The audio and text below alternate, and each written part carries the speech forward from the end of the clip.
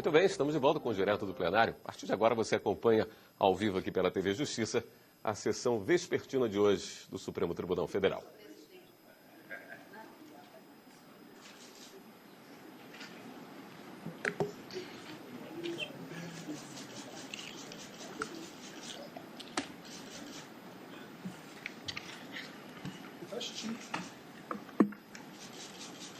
Podemos nos sentar.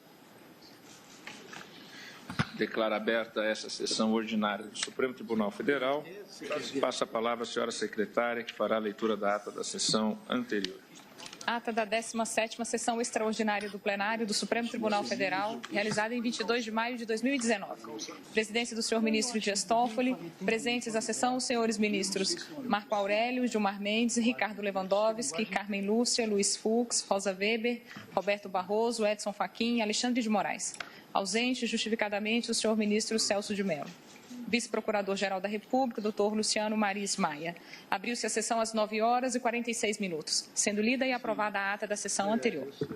Pergunto se há alguma observação a ser feita. Não havendo, declaro a ata aprovada.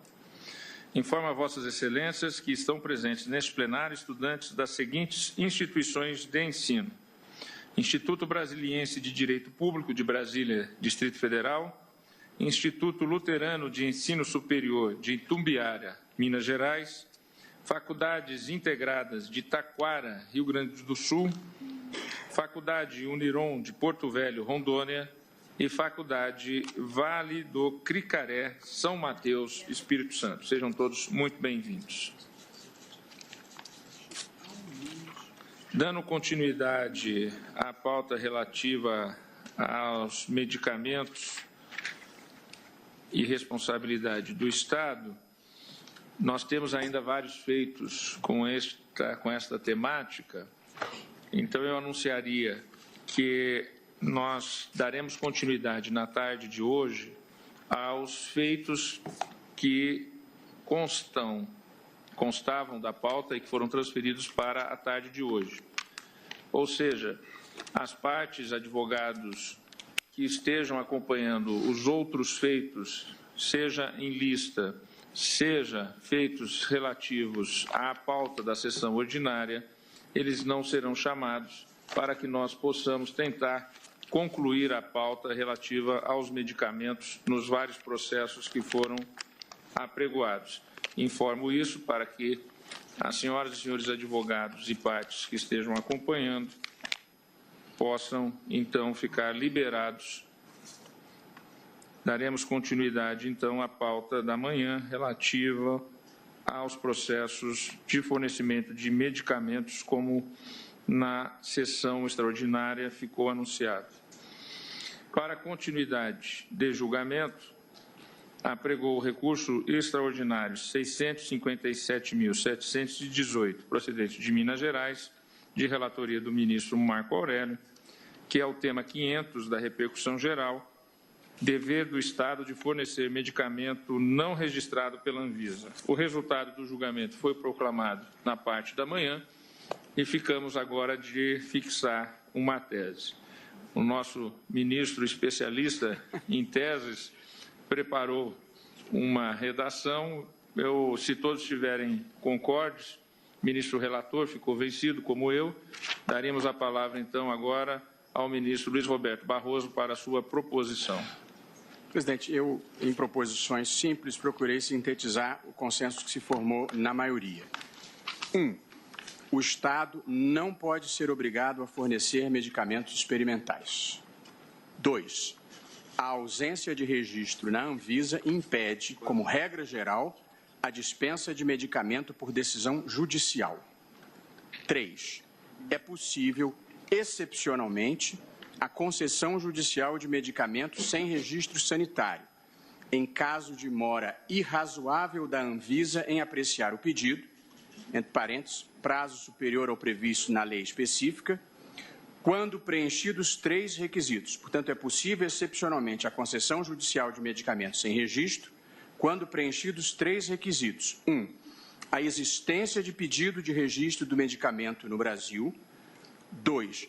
A existência de registro do medicamento em reputadas agências de regulação no exterior.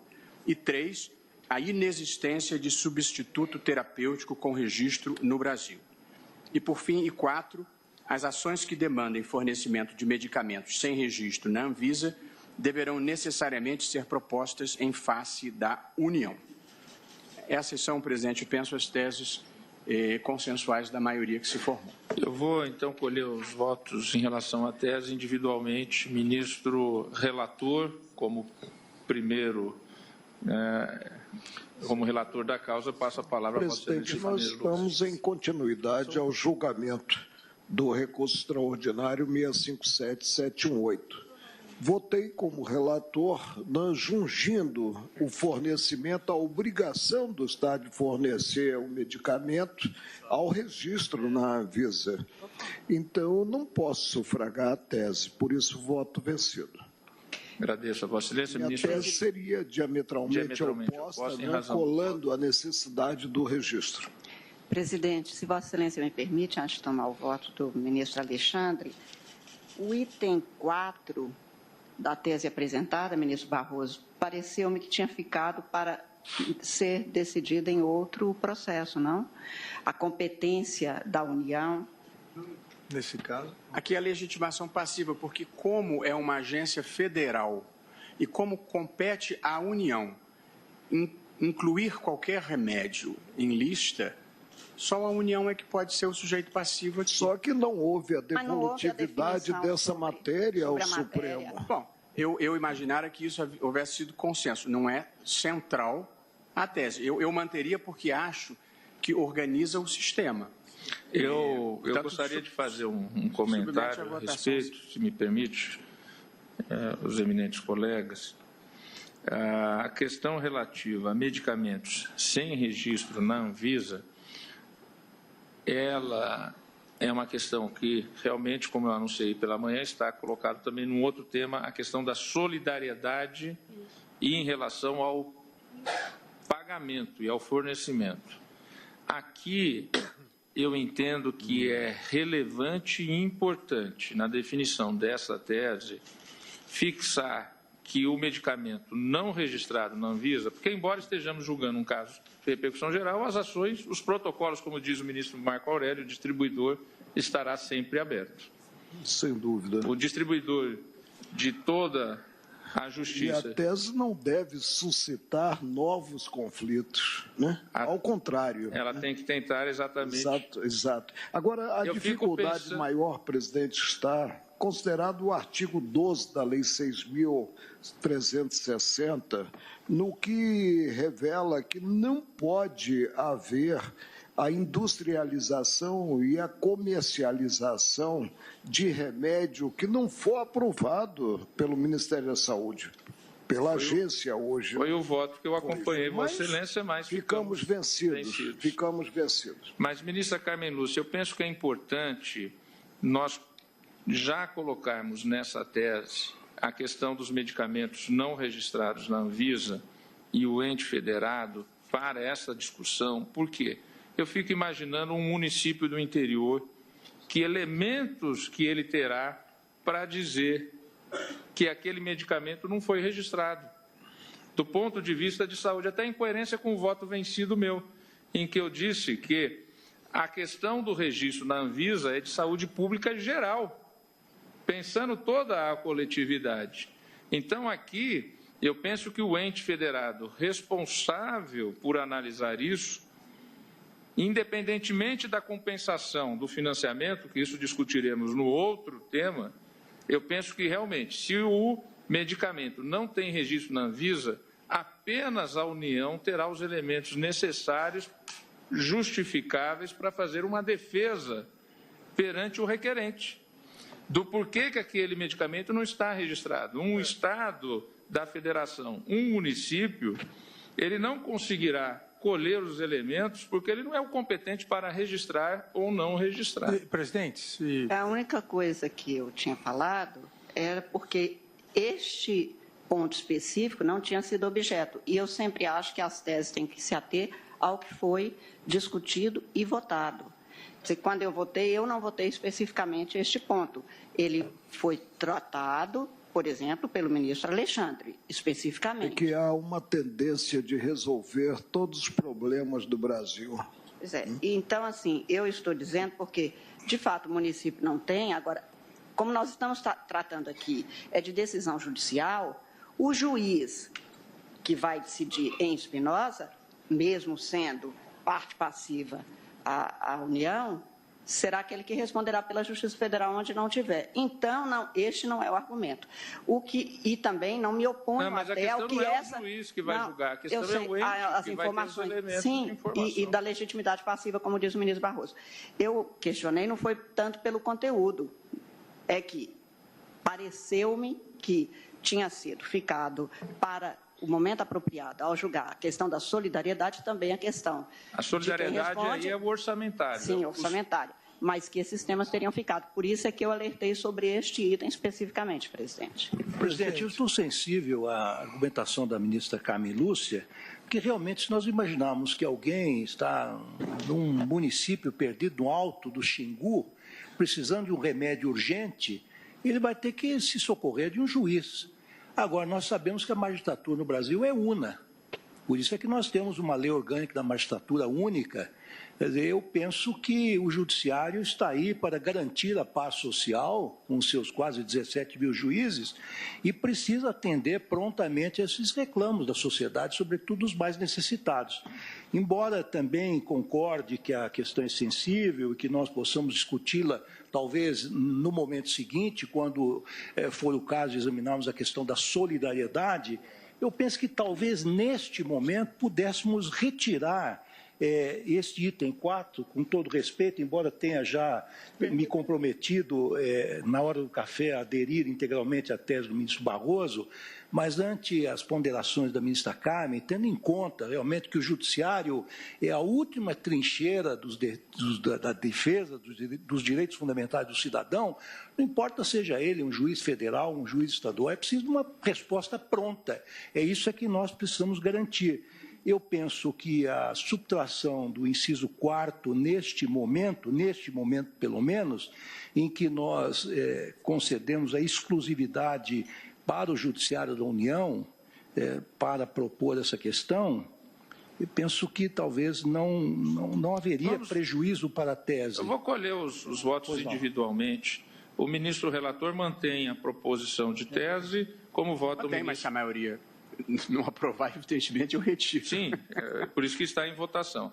Ministro Alexandre de Moraes. Presidente, aqui eu acompanho a tese integralmente, só duas observações.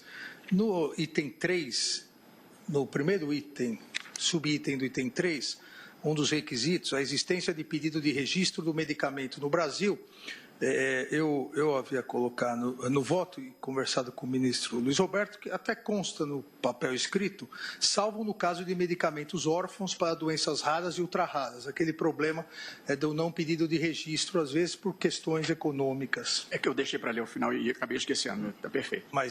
E a questão da ação proposta em face da União, me parece que não é um acréscimo à tese, ao que foi discutido. É uma decorrência lógica. Se nós tivéssemos julgado que não há exceção, ou seja, a regra é sem registro, não é possível. Isso é uma coisa. Agora, há uma exceção. Qual a exceção? A exceção é a moda de um órgão federal. Como poderíamos, e isso vem ocorrendo, e por ocorrer, vem gerando crises em inúmeros municípios, como poderíamos exigir que, em virtude da moda de um órgão federal, um município com orçamento desse tamanho tenha que bancar valores, às vezes que o valor pega todo o orçamento do próprio município. Entendo a preocupação do ministro Ricardo Lewandowski, mas não é a questão de não ter o acesso, até porque a Constituição, no artigo 109, permite, onde não houver juiz federal, o juiz estadual pode fazer às vezes, mas a legitimidade passiva, a meu ver, deve ser sempre a União.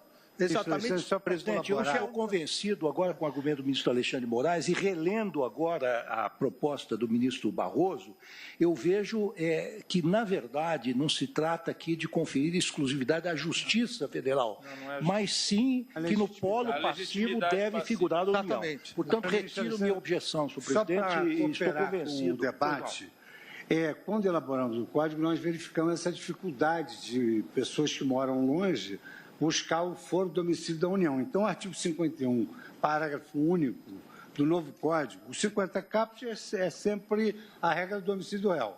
Então, se a União for a regra do domicílio do réu. Mas aí diz assim, parágrafo único, se a União for a demandada, a ação poderá ser proposta no foro do domicílio do autor. Está ótimo. Isso resolve. Exatamente. Mas sempre a União como ré.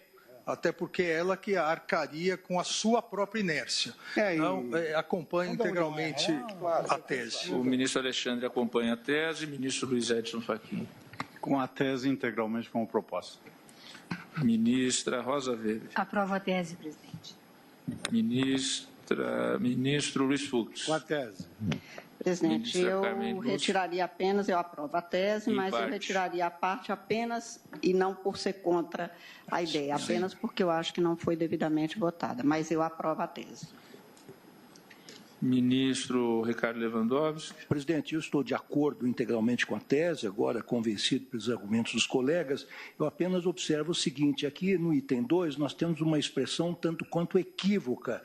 Aqui se diz o seguinte, a ausência de registro da Anvisa impede, como regra geral, a dispensa de medicamento por decisão judicial. Essa expressão dispensa aqui, na verdade, vem de dispensação, ou seja, a forma de autorizar tecnicamente esse ministro do remédio. Né? Eu concordo. Vou fazer a Talvez se pudesse falar em o fornecimento de medicamento.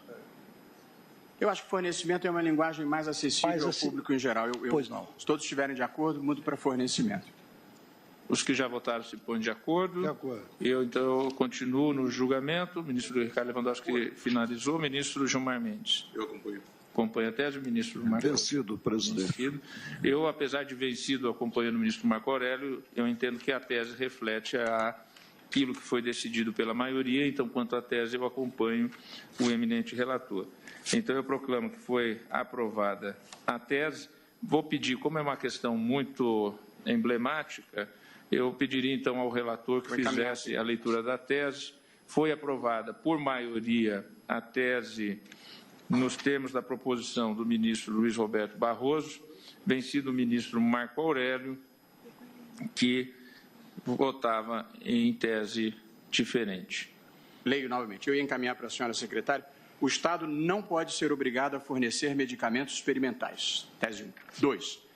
A ausência de registro na Anvisa impede, como regra geral, o fornecimento de medicamento por decisão judicial. 3.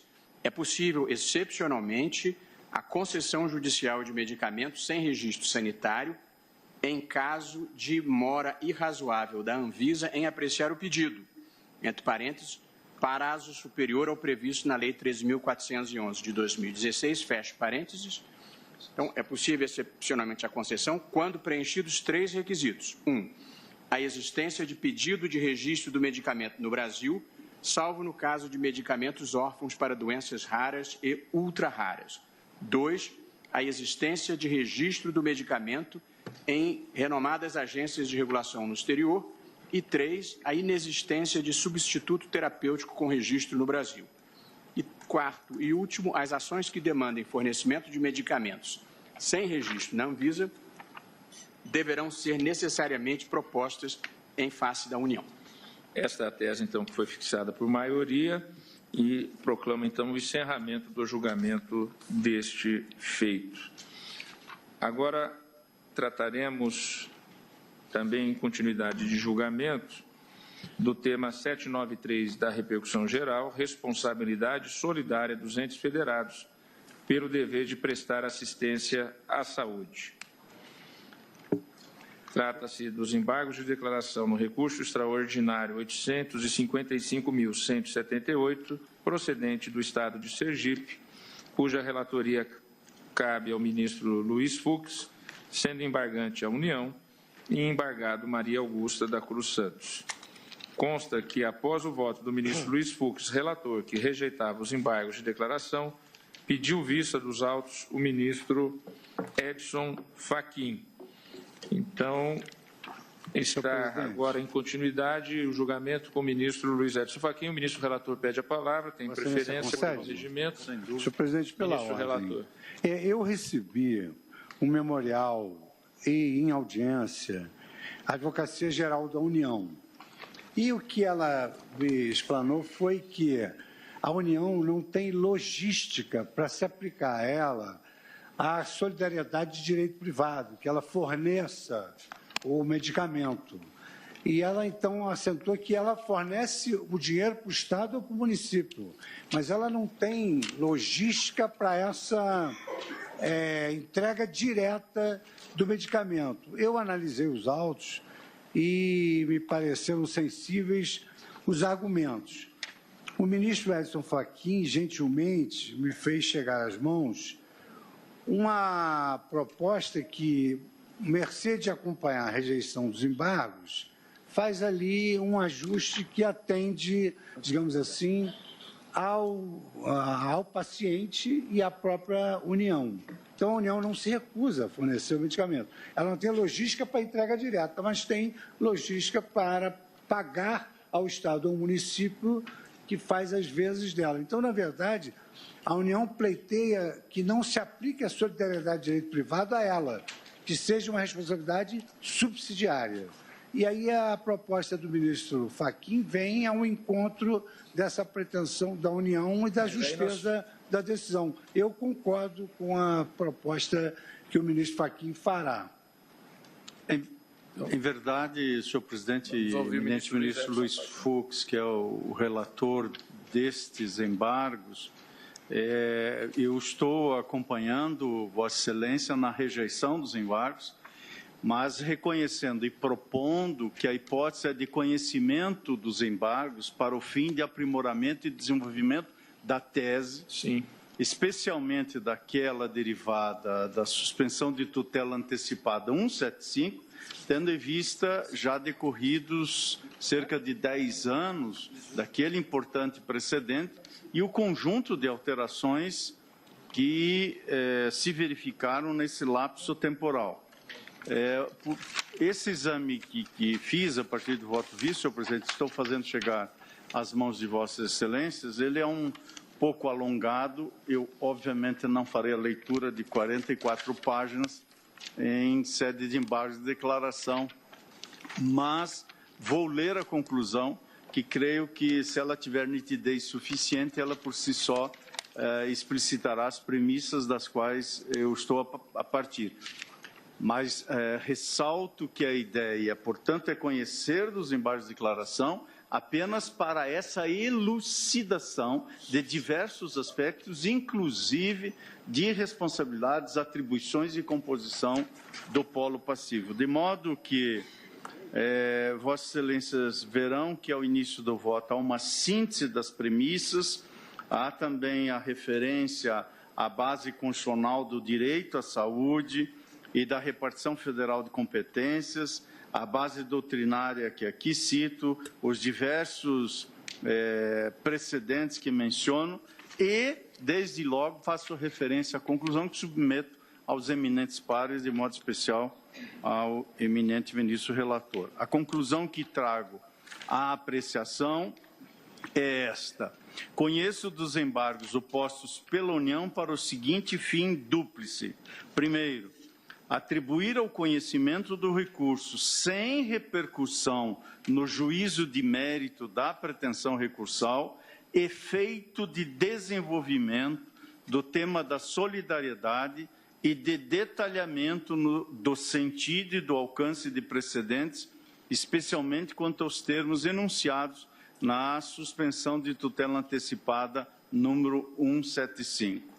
Então, em primeiro lugar, não se está a adentrar ao mérito em sede de embargo de declaração, mas conhecendo para efeito de desenvolver o tema da solidariedade e detalhar o sentido e o alcance dos precedentes, numa das premissas deste voto, tive a oportunidade de assentar que a busca pela efetividade dos direitos é justificada pela imprescindibilidade do poder de revisão ou aprimoramento dos precedentes pelos tribunais constitucionais ou por cortes de vértice responsáveis por sua aprimoração. E também assentei como premissa desse ponto número 1, que o aprimoramento e o desenvolvimento de precedente tem lugar quando, ao reafirmar a tese, o tribunal entenda oportuno melhor elucidar termos, expressões, institutos ou conceitos a que se referiu o leading case e que estão sendo interpretados além, aquém ou diversamente do que se quis dizer em seu pronunciamento, e também tem lugar o aprimoramento e o desenvolvimento do precedente quando forem alteradas leis, fatos ou costumes que justificaram a formação do precedente como inicialmente concebido. Por isso, o primeiro item da conclusão é esse: conhecer do recurso, sem repercussão no juiz de mérito da pretensão recursal, apenas para desenvolver o tema da solidariedade e detalhar o sentido e o alcance de precedentes, especialmente quanto aos termos enunciados, como já disse e repito, na suspensão de tutela antecipada 175. Em segundo lugar, proponho, acompanhando Sua Excelência, eminente ministro relator, desprover no mérito o recurso examinado. Nada obstante, em decorrência do conhecimento desse recurso, portanto, de embargos, do conhecimento dos embargos sem acolhimento do mérito, a título de detalhamento, proponho que esse tribunal reconheça que a tese da responsabilidade solidária, como reconhecida na suspensão de tutela antecipada 175, se mantém rígida e que é inerente à natureza desse Supremo Tribunal Federal, na condição de corte de vértice do sistema constitucional, dispor de instrumentos aptos a efetivar o seu poder-dever de aprimoramento ou desenvolvimento do direito constitucional por meio de seus precedentes para fim de esclarecimento sem efeito modificativo.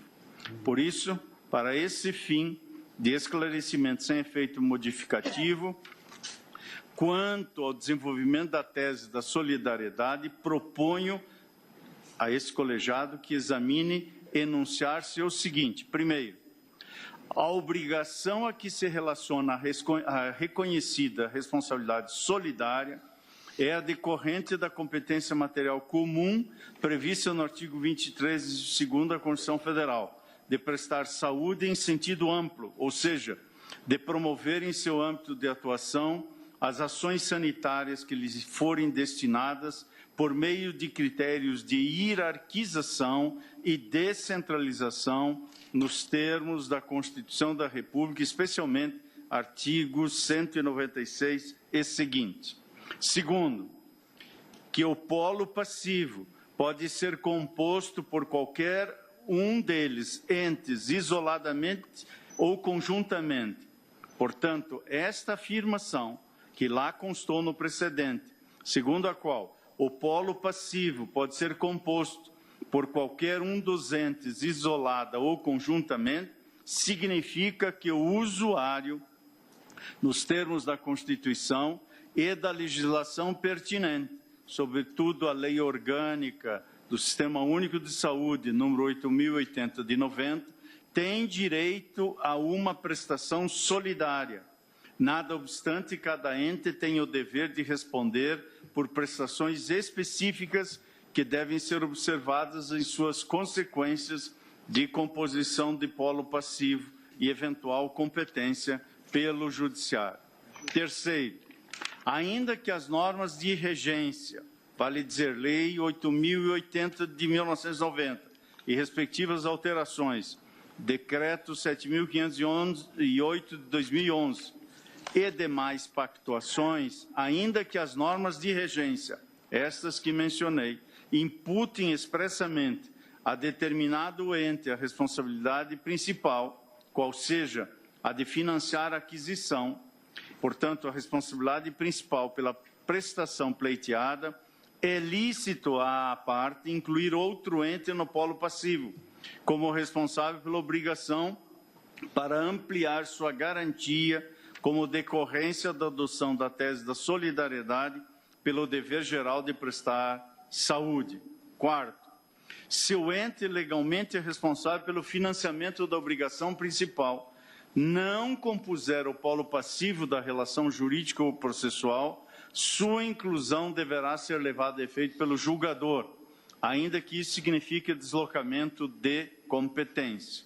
Quinto, se a pretensão veicular pedido de tratamento, procedimento, material ou medicamento não incluído nas políticas públicas, em todas as suas hipóteses, a União necessariamente comporá o polo passivo, considerando que o Ministério da Saúde detém competência para a incorporação, exclusão ou alteração de novos medicamentos, produtos, procedimentos, bem como constituição ou alteração de protocolo clínico ou de diretriz terapêutica, de modo que recai sobre ela o dever de indicar o motivo, as razões da não padronização e, eventualmente, iniciar o procedimento de análise de inclusão nos termos da respectiva fundamentação.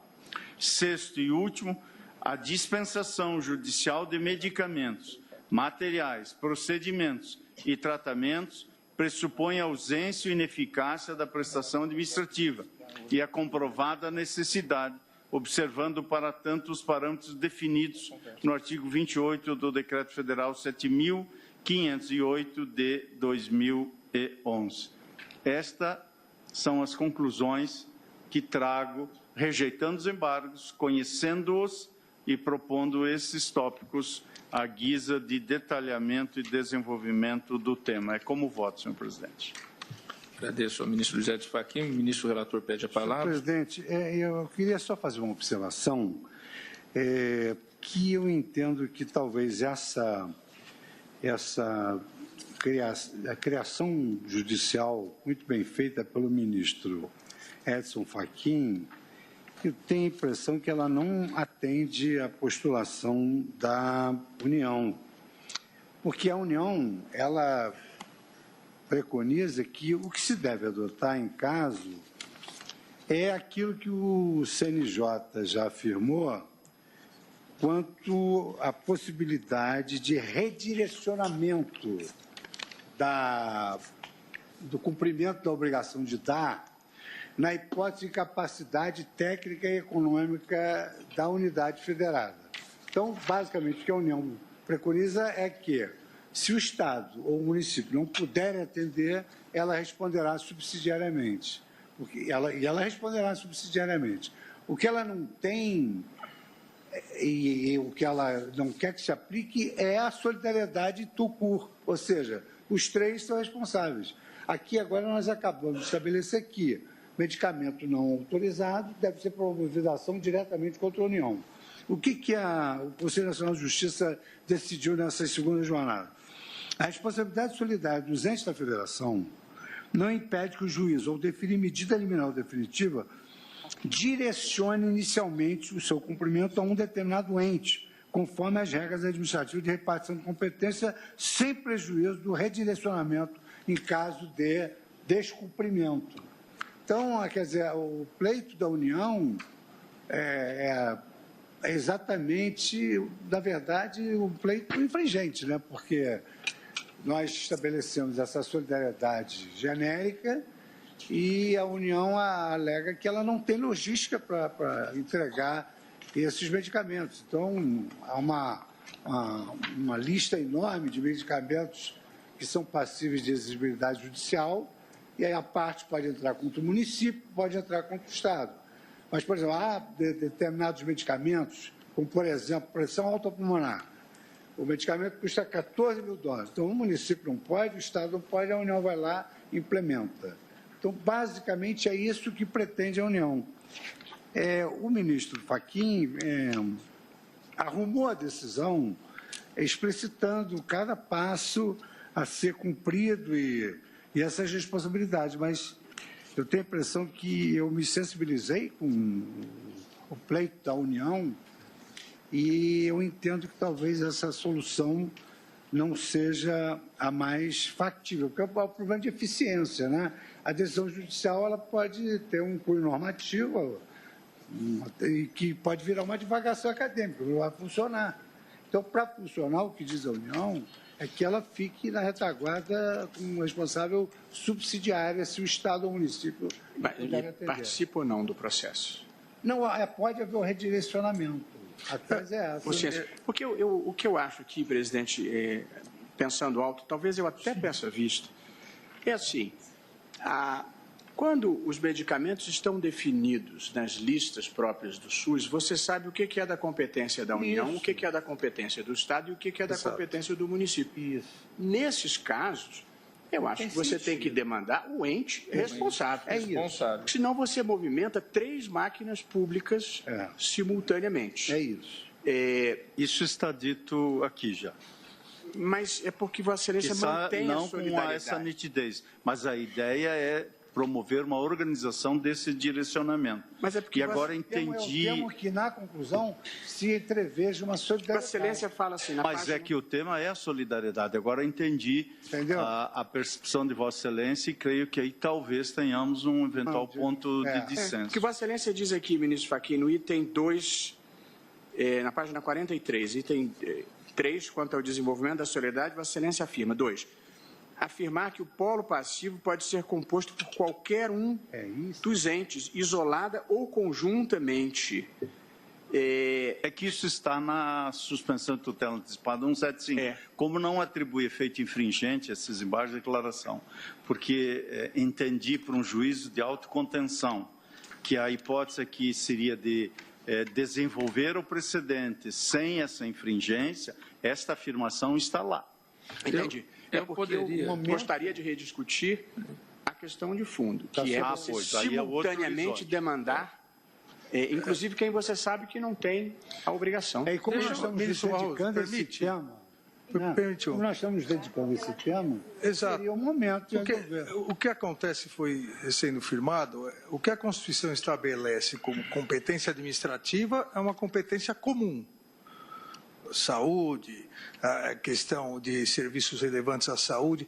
A partir disso, se criou, na questão de medicamentos, tratamentos, a meu ver, algo que não previsto na Constituição, mas uma solidariedade quando, apesar da competência comum do artigo 23, a organização que a Constituição determina para o SUS, ela é hierarquizada. Ou seja, a União, o que faz a União na questão de medicamentos e tratamentos, a partir do Fundo Nacional de Saúde, ela destina aos municípios.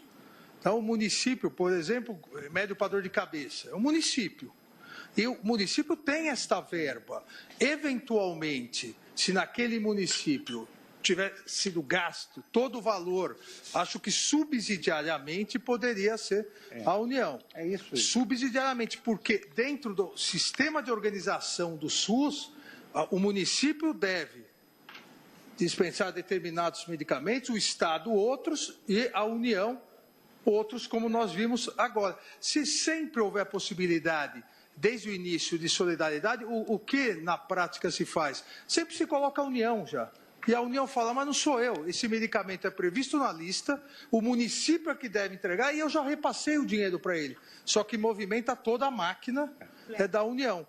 Então, a meu ver, também seria o caso de redimensionar o que é essa solidariedade dentro do que o SUS divide. E foi o que, mais ou menos, nós fizemos no caso anterior. Sim. Ao verificar que, se não há registro da Anvisa, aí é competência da União, não é solidário. A mesma coisa, se há todo um regramento, se o Ministério da Saúde já colocou de grupo 1, 2 ou 3 o medicamento, se é Estado, município ou União, repassou o dinheiro, subsidiariamente até entendo que ele possa responder à União, mas não solidariamente. Mas os critérios de hierarquização e descentralização, a eles eu fiz expressa referência, até porque eles decorrem não apenas da lei orgânica do SUS, mas do próprio texto constitucional do artigo 196 e seguintes. Agora, esta ideia de avançar para, desde logo, Tucur excluir A ou excluir B, eu creio que aí nós estamos dando um passo para além dos nossos precedentes. Seria infringente, realmente. E creio que aí é um debate verticalizado que talvez tenhamos algum... Presidente, uma dissonância. se me permitir, eu peço vista para readequar. Eu gostaria de fazer uma sugestão. Por favor.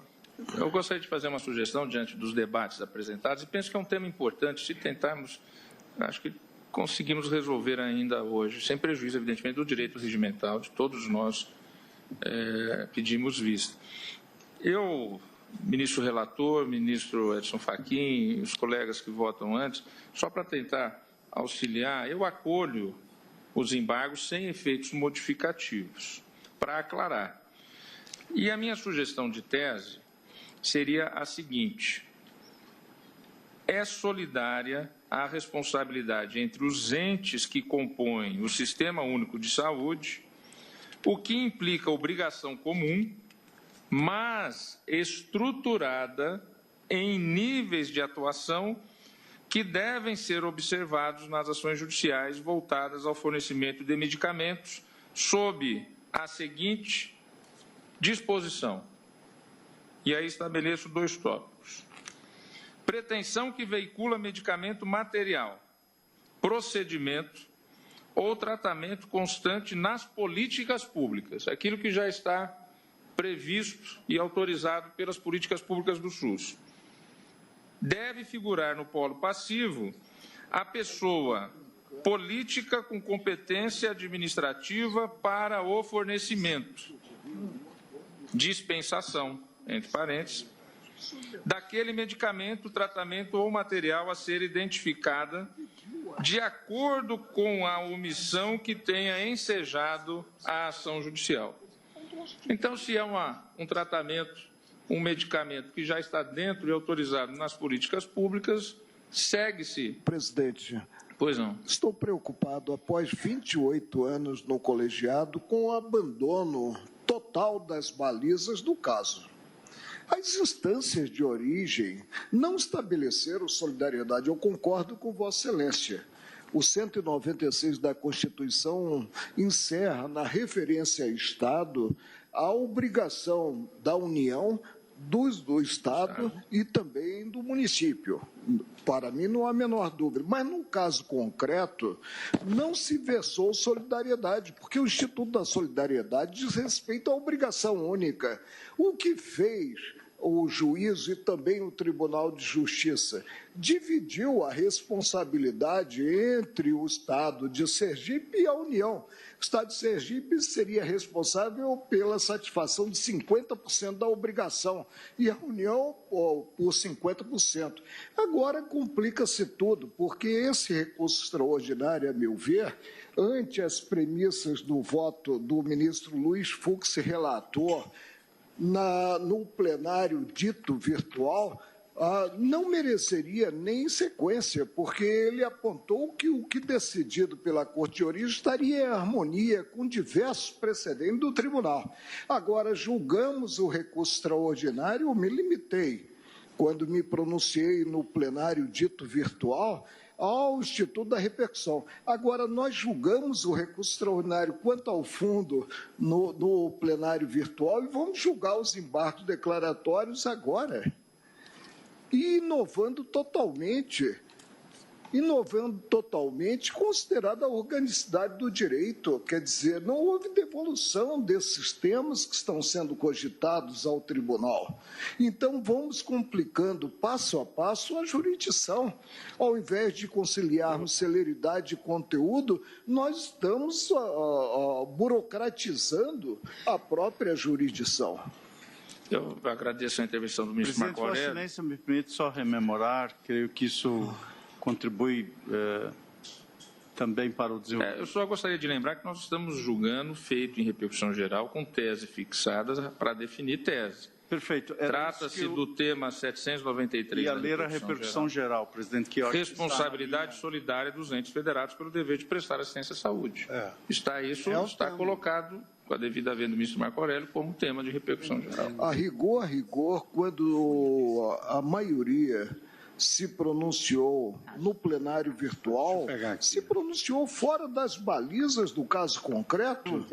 O caso concreto não versa considerado o que decidido pelo juiz, pelo Tribunal de Justiça, ante a remessa necessária e a apelação, não versa solidariedade, versa, sim, divisão da obrigação, o que afasta o Instituto da Solidariedade que nós conhecemos do direito civil. Enfim, eu gostaria de, dando continuidade, de pensar essa solução, né? Pretensão que veicula medicamento, material, procedimento ou tratamento constante nas políticas públicas deve figurar no polo passivo a pessoa política com competência administrativa para o fornecimento daquele medicamento, tratamento ou material, a ser identificada de acordo com a omissão que tenha ensejado a ação judicial.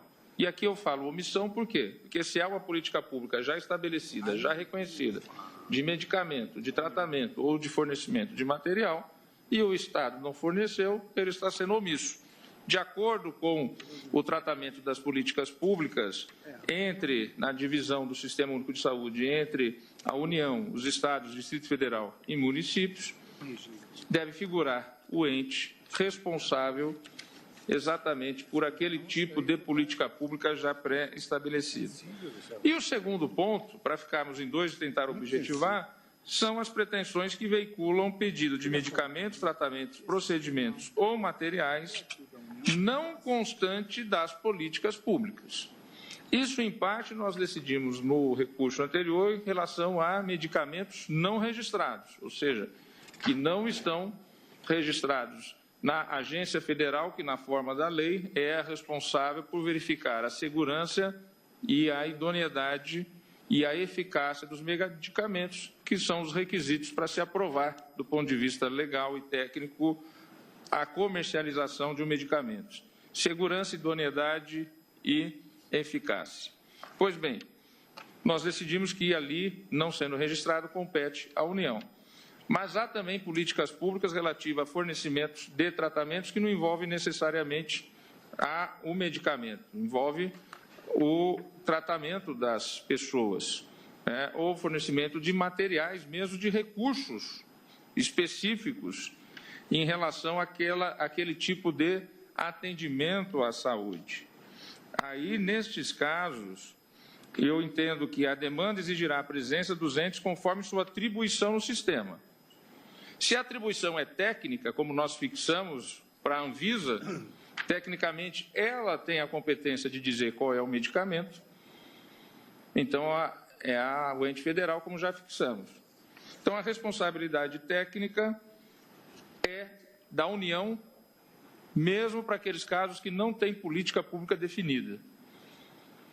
A responsabilidade de execução, que aí é a demanda que o ministro Fux disse que a AGU apresentou, que a União apresentou através de memoriais da AGU, a demanda pela execução caberá ao Estado e município conforme o nível de responsabilidade da política de saúde, específica em cada caso concreto, com divisão de custeio entre os entes. Com divisão de custeio entre os entes. E aqui, ministro Marco Aurélio, está exatamente dentro do que foi julgado, de acordo com o que eu estou acolhendo. Ministro Toffoli, há um aspecto de, vamos dizer assim, aumentar... Eu vou pedir para tirarem cópia e a órbita de segurança do paciente, no sentido de incluir a União, não geraria um defeito tão grave a ponto de extinguir o processo. O que o CNJ imaginou foi exatamente isso. A parte promove a ação contra os três entes e o juiz, ao invés de considerar a parte legítima, ele redireciona a ação para a unidade federada que tem a obrigação de entrega. Como destacou o ministro Alexandre, há uma estrutura com atribuições de competência em razão a tratamento. Presidente, ministro, e no caso concreto, como é que fica a prestação jurisdicional? Permite, ministro Marco Aurélio? Exatamente. O que foi levantado pelo ministro Marco Aurélio, acho até que auxilia a solução do caso. Porque o caso que chegou sui generis porque o tribunal ele resolveu dizer, paga 50% você, 50%. Ao subir, essa divisão de obrigação acabou virando uma solidariedade. Ou seja, reafirmou a solidariedade. Mas, na verdade, ao meu ver, primeiro, me parece que o tribunal errou. Solidariedade que, se cada unidade, Estado e União, cada qual ficasse responsável pela totalidade. Exatamente, isso seria a solidariedade. O que me parece é que foi uma divisão. O tribunal dividiu o prejuízo. No caso concreto, basta verificar se o medicamento ou o tratamento, nesse caso, seria do Estado ou da União. E aí é 100%. Por isso que eu divido entre o que é política pública autorizada e o que eu não autorizado. Agora, me parece ainda, presidente, que faltou uma hipótese só. Porque nós decidimos anterior que o medicamento não registrado, competência técnica, União. Agora, também há o medicamento registrado, mas que ainda não passou pelo Conitec e o Ministério da Saúde ainda não incorporou na listagem para fornecer ao Estado ou ao município ou fornecer o dinheiro para isso. Também, nesse caso, me parece continuar a competência da União. Responsabilidade técnica, na minha proposição que eu faço para o acolhimento desses embargos, responsabilidade técnica sempre da União. Exato. Prestação de serviço, aí é de acordo. E que o que parece que está atrapalhando a questão da decisão aqui, foi levantado pelo ministro Marco Aurélio, é que solidariedade, na hipótese concreta, não há. E, na verdade, a solidariedade é abstratamente prevista pela Constituição para a saúde como um todo. Não há solidariedade na prestação de medicamentos, não há solidariedade na prestação de tratamentos específicos. O que há, pela regulamentação constitucional e depois a normatização legal, é subsidiariedade, porque a União compete A, o Estado B e o município C. Não há uma previsão de solidariedade. Aqui, me parece que haveria efeitos infringentes nos embargos. O ministro Fachin fez uma construção que, no mérito, concordo, mas ao repetirmos a questão da palavra solidariedade, nós vamos acabar gerando mais confusão do que solução. Eu acolho parcialmente, sem efeitos modificativos, porque na tese que eu fixo, eu entendo que na prestação e no fornecimento do serviço, do ponto de vista do custeio, são todos realmente solidários. Tenho a impressão que a jurisprudência anterior era clara, falava-se sempre em solidariedade. Depois veio, inclusive, uma lei, salvo engano, uma lei complementar, né, ministro Fachin, que tenta estabelecer os limites competenciais da União, dos estados e dos municípios. Porque isso era uma névoa, né? Realmente não se sabia bem quem era o responsável. E, claro, de alguma forma trabalhava-se com esses dois conceitos, que aparecem na STA 175. A ideia de solidariedade e subsidiariedade. Quer dizer, de fato, faz sentido para determinados tratamentos que o município seja... De acordo com a complexidade do serviço. Seja chamado. Mas, é claro, aqui, inclusive, é uma queixa que é muito comum, tanto por parte dos municípios como por parte dos estados, e daí talvez uma razão do ponto de vista tático, né, por parte da propositura das ações, há uma queixa de que a União se ausenta do processo, inclusive no que diz respeito à sua responsabilidade financeira. Significa dizer, se houver condenação de estados e municípios, dificilmente se conseguirá algum tipo de compensação. Então, por essa razão também, que a ação acabava sendo proposta, e inicialmente nós falamos mesmo, inclusive na STA 175, nós falamos em solidariedade. Não é? Depois, a STA 175 deu ensejo a uma série de mudanças na legislação e também em procedimentos, inclusive fazendo a edição de produzindo a edição de uma lei que tentava delimitar as competências, não é? Como nós acabamos por fazer agora em relação ao caso trazido pelo ministro Barroso. E aqui de maneira muito clara, porque se a responsabilidade é da União ou do ente federal para fins de inscrição na Anvisa, claro, a ação há de ser proposta contra à União. Mas, de fato, essa questão ela é bastante delicada, porque dependendo do tipo de proposição, se a ação for voltada, por exemplo, contra um município, é muito provável que a gente esbarre no quadro atual até no limite do financeiramente possível. É por isso que... Mas aí a União responderia subsidiariamente. Pois é, mas... por isso que é subsidiário. Eu estou mas do ponto de vista... distribuindo a vossa...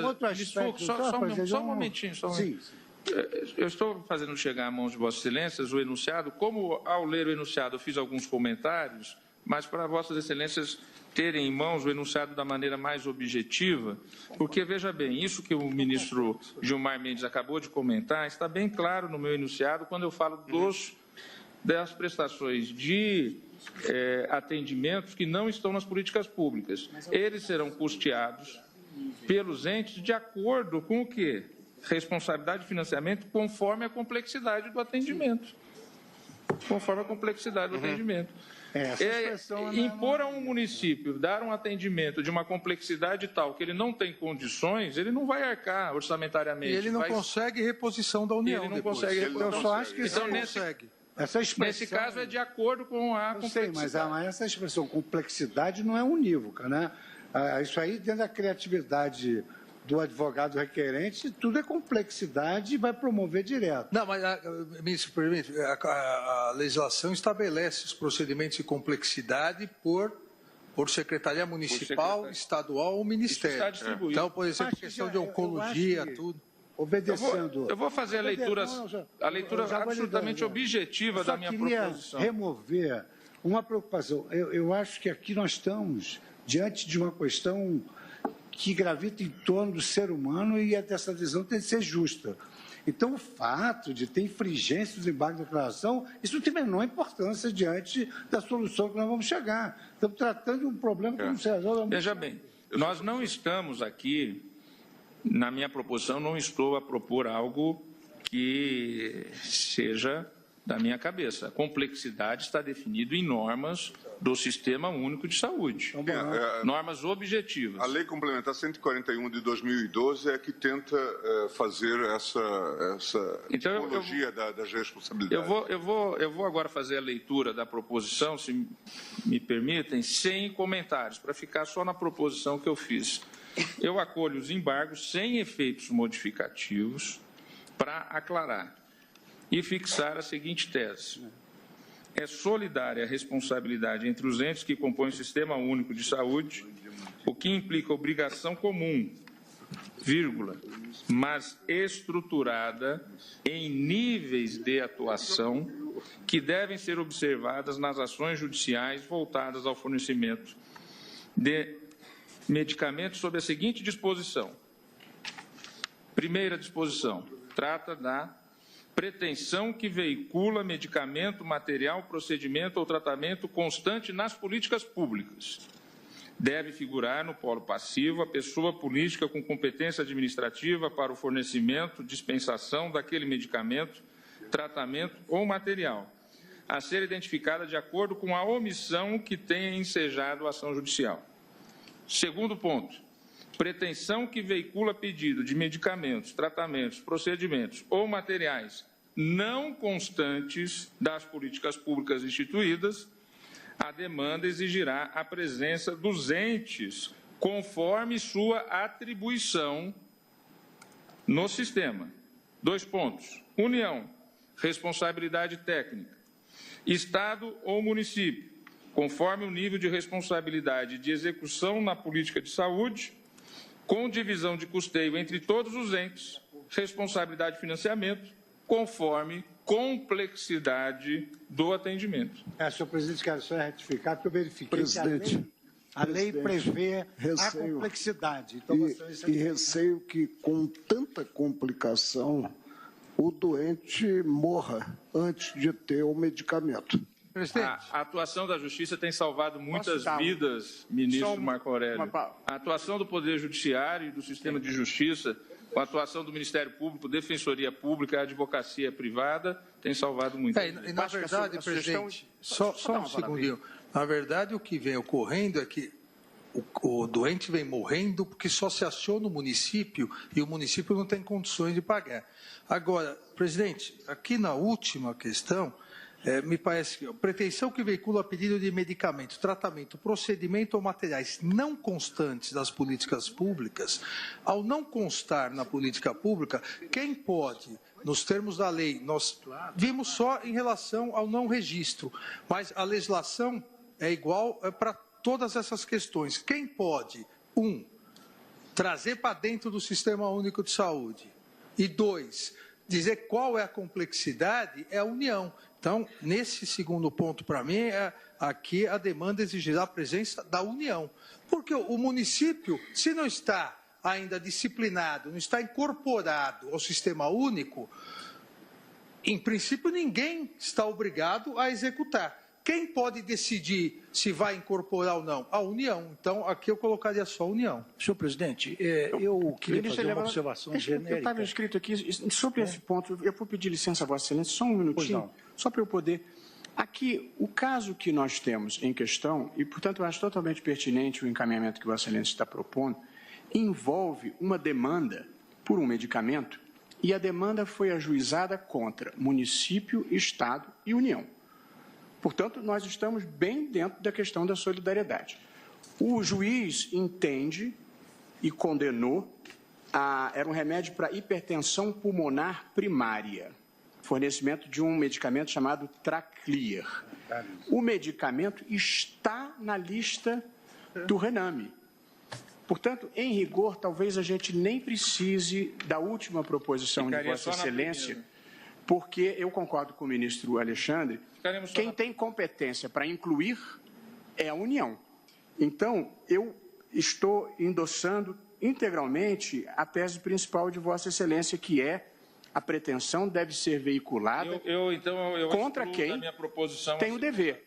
Agora, o ministro Luiz Fux levantou um ponto. Muitas vezes a União é que tem a obrigação do financiamento. Portanto, eu acho que ela tem responsabilidade subsidiária, não solidária. Então, talvez o que tenhamos que pensar é, na linha do que Vossa Excelência propõe, a ação deve ser ajuizada em face do ente que tem a obrigação. Agora, para a subsidiariedade da União ser exercida, faríamos como? Damos ciência à União? Agora eu estou pensando, a pergunta não é retórica, não, a pergunta é real. Porque eu concordo que a União só deve entrar subsidiariamente. Então, como é que se exerce? Ou ela vai ser responsável subsidiária, mesmo que não tenha participado ou acompanhado a demanda? Posso dar uma sugestão?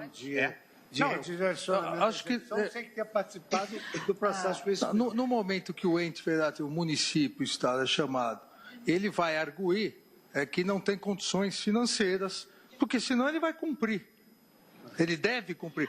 Ao arguir isso, ele mesmo solicita ao juiz de ofício, mediante essa arguição da incapacidade financeira de cumprir a obrigação, ele ou solicita o próprio juiz de ofício, aí chama subsidiariamente. Acho que deve aguardar primeiro que vamos dizer, o réu principal se manifeste.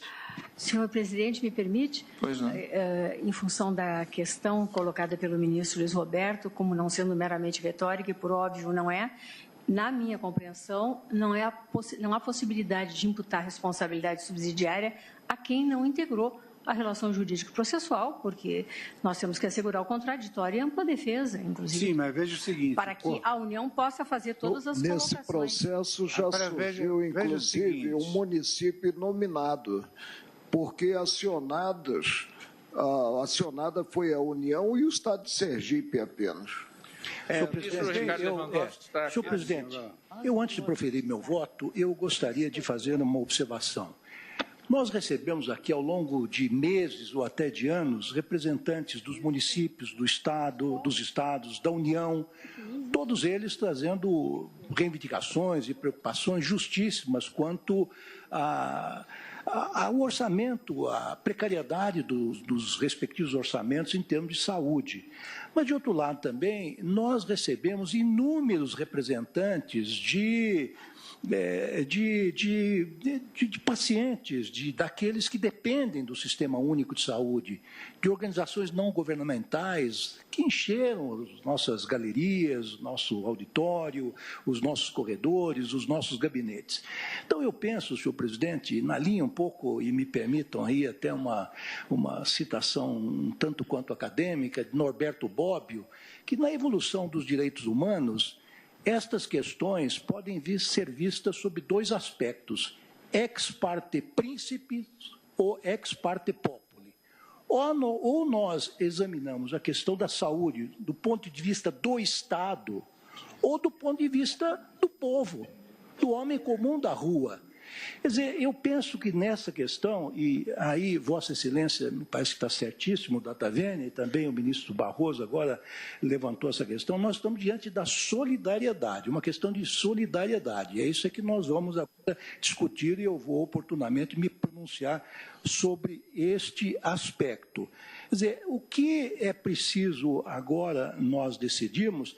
Nós vamos resolver a questão do Estado e da carência de recursos ou nós vamos resolver a questão, o problema daquele que está na ponta do sistema, que precisa urgentemente do remédio.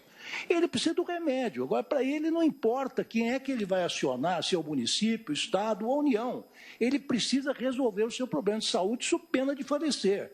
Então, eu acho que, neste momento, não está em questão a solução dos problemas orçamentários dos municípios, dos estados, da própria União, no que diz respeito à saúde. Nós precisamos, enquanto Suprema Corte, enquanto última trincheira de defesa dos direitos e garantias do cidadão, é verificar como é que nós vamos resolver da melhor forma o problema daquele indivíduo que está, repito, infelizmente, me permito, que está na ponta do sistema, está precisando de um remédio, de um tratamento. Eu só faria duas observações. A primeira é de que, por exemplo, na execução sempre foi possível penhorar bens do fiador a hipótese de insuficiência dos bens do devedor sem que o fiador fosse chamado ao processo de conhecimento. Ele é legitimado passivo da execução. Vários legitimados passivos da execução não participam do processo de conhecimento, que é uma previsão legal de responsabilidade patrimonial secundária. Então, isso não é uma figura nova, ser executado e não passar pelo processo de conhecimento. No segundo lugar, essa questão que o ministro Emanuel levanta era uma questão bifronte, não dá para resolver uma sem resolver a outra. Então, vira divagação acadêmica. Nós vamos condenar também, claro, a preocupação do ministro Fachin é criar uma orla de segurança dizendo promove contra todos eles, para poder garantir, pode pedir. E o que diz o CNJ? Eu posso redirecionar para quem tem a verdadeira atribuição. Promove contra qualquer um. Agora, quem vai cumprir a prestação é quem tem a atribuição para esse fim, que é o que o ministro... É a minha proposição, no final. Mas pode ser uma coisa perdão, ministro, eu concordo plenamente com Vossa Excelência, nós temos que dar uma solução de caráter prático. Nós não trabalhamos no Olimpo, numa torre de marfim, nós queremos resolver o problema. Agora, nós estamos interpretando essa questão do ponto de vista da Constituição e não do ponto de vista da lei, Data Vênia, e nem de resoluções ou estudos do CNJ. Então, se a lei garante o direito fundamental à saúde e o Estado tem obrigação e solidária, do ponto de vista dos três entes político-administrativos da Federação, é sob essa perspectiva que nós temos que discutir a questão, com todo respeito. Se a lei diz isto ou aquilo, e a lei é mutável, amanhã pode dizer outra coisa, e o CNJ, mudando a Constituição, também pode ter uma outra opinião sobre essa questão. Eles até levam a questão da eficiência. O debate está muito rico e, com certeza, se nós fizermos um intervalo regimental, ele voltará mais enriquecedor ainda. Então, eu vou suspender. Eu só queria registrar, nessa observação do ministro Lewandowski, aqui, de fato, a gente está preocupado e tem que se preocupar um pouco com algum método, ou seja, com normas de organização e procedimento, porque senão produzimos algo depois lítero poético recreativo, porque vamos dizer que há um direito subjetivo à saúde, mas na hora de implementar, nós vamos esbarrar em dificuldades práticas. Por isso que é importante realmente ter regras levem a uma condição que o CNJ tem procurado, de alguma forma, implementar. E acho que é fundamental isto. Quer dizer, a própria declaração do 196 e tudo mais quanto ao direito subjetivo público à saúde está muito claro. Agora, é preciso dimensionar o que de fato é passível e como isso se executa. Mas, ministro, Vossa Excelência me permite uma rapidíssima parte. Eu me animei até a fazer uma intervenção um pouco mais longa, porque estou louvado aqui, e estou citando em meu voto, a SS 3.355, agravo regimental de relatoria de Vossa Excelência, que Vossa Excelência, com todas as letras, afirma que a competência comum dos entes da Federação para cuidar da saúde consta do artigo 23, 2 da Constituição da União, União, Estados, Distrito Federal e municípios. Aí até grifei aqui, são responsáveis solidários pela saúde, tanto do indivíduo quanto da coletividade. Eu estou partindo desse ponto de vista. Agora, concordo que nós temos que estabelecer uma metodologia para tornar exequível esse direito. Não é isso. Isso já está na STA 175, o ministro Fachin já fez essa referência. Mas eu lembrei também que, posteriormente a isso, em 2012, sobreveio essa lei complementar que tenta definir as responsabilidades. De qualquer forma, claro, como Vossa Excelência também bem o diz, nós podemos até dizer que essa divisão é inconstitucional ou coisa do tipo. A rigor, o SUS é um experimento institucional, não é? É um esforço enorme que se faz de incorporar uma experiência que já vinha, que era pré-constitucional, e, na verdade, ela veio para o texto constitucional. E tem êxitos indiscutíveis, como nós todos sabemos, né? O ministro Toffoli não se cansa de dizer que muitos apontam falhas enormes no SUS e esquecem de falar dos seus êxitos cotidianos, né? É um trabalho e é um experimento, porque de fato faz a junção de União, Estados e municípios. Sai daquele modelo das competências estanques, não é? E tenta também definir responsabilidades. Mas é esse o nosso debate, para também darmos alguma resposta. O ministro Fachin se preocupou muito com isso agora, também me desculpe, prática, porque senão nós vamos continuar um pouco nesse discurso circular. O debate é aberto, nós estamos concordando, estamos fazendo um esforço no sentido de fato, viabilizarmos o direito à saúde. Universal, direito à saúde. Vou, então, suspender a sessão na forma regimental e retomamos daqui 30 minutos.